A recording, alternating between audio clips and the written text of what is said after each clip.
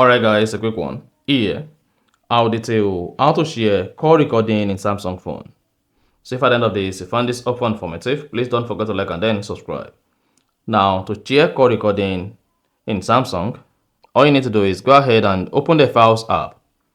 Once you open the Files app on your Samsung phone, click on internal storage or external storage, depending on your default storage.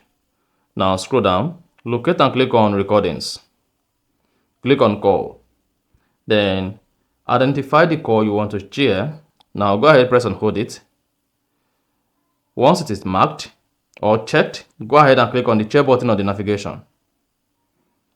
Now hang on, then come here and click on More, then select the means you want to use to share the call recordings.